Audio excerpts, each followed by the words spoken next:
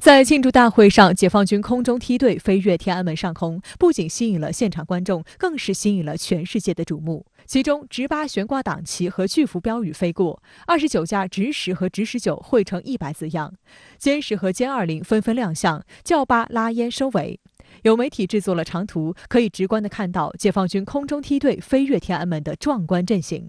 值得注意的是，此次活动中亮相的直8正是解放军最新型的运输直升机直8L，这也是该型装备的首次公开亮相。直8直升机是我国上世纪90年代设计定型的13吨级多用途运输直升机。此次最新亮相的直8L正是直8家族中的最新改进型，其最大变化是整体变宽了不少，因此也被外界称为宽体直8。随着它的入列服役，也让我们的陆航部队拥有了一个新型的、更大更强的兵力投送利器。应该说，它能够上到海拔很高的高原地区，可以在高寒的山地作战，也可以越过海峡进行登岛作战。那这个含义是不言自明的。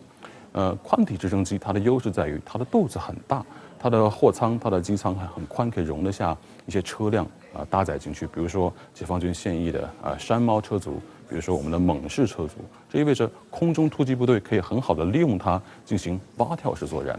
有分析指，直8L 的服役让之前国产直升机只能运人，无法运送装备成为了历史，这让陆航部队的车辆、火炮等装备也插上了翅膀。直8L 除了能提升陆航部队的机动作战能力外，还不排除将要登上我海军舰艇作为舰载直升机。如果将来我们的2栖攻击舰上搭载舰载型直8L，并以此为核心组建舰载航空中队，将为2栖登陆作战提供充足的火力支援，提升海军陆战队的快速反应作战能力。那么现在我们也知道，我们有了2栖攻击舰以后，特别是075这样的大型的2栖攻击舰，那这样的话，它同时在舰上贯穿性的甲板上可以有4、5架直升机同时起飞。那这种直8L 型的或者直8海军型的这种直升机呢，它又是中型的，每次搭载的这个人员和装备都比较多，而且是同时起降。那显然在2栖作战中就可以发挥它的这种作用。此外，我军最为先进的隐身战机歼20再次惊艳全场。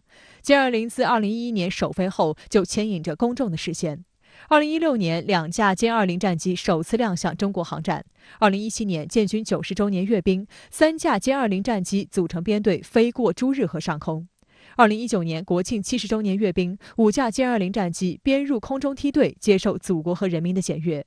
而此次建党100年庆祝活动，共有15架歼20飞越天安门上空。央视解说称，如此大规模的歼20编队飞越天安门广场尚属首次。给大家感觉上可能就是增加了几架飞机的，其实对我们来说呢，训练难度呢是成倍的增加的，因为每多1架飞机就相当于多了1个人，然后人与人之间的磨合协同做到一个整体，整个在空中统一步调一致，其实这需要大家更多的默契，更多的训练，然后还有相互的信任，才能达到那种完全步调一致的统一。前段时间官方也官宣了又有一支英雄部队正在列装接装这个歼20隐身战机，这意味着今天飞越天安门上空的这15架歼20战机当中应该有一些90后飞行员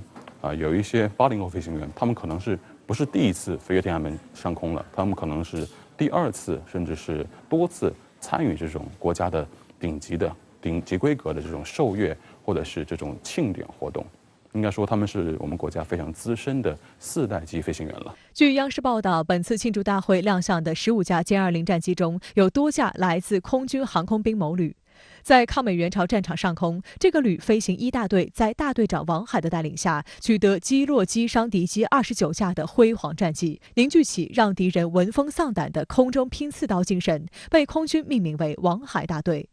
近年来，这个旅6次摘得空军比武团体第1，16人次斩获金头盔、金飞镖，数量居空军之首。列装歼20战机后，王海大队年轻飞行员投身新时代练兵备战，不断提升实战化训练水平。作为英雄部队的传人，列装了先进的武器装备，我们应当传承好先辈精神，加强研究攻关，把未来战争研究深，把自身基底研究透，努力发挥歼20战机的一个最佳效能，用实际行动切实扛起新时代飞行员的一个使命担当。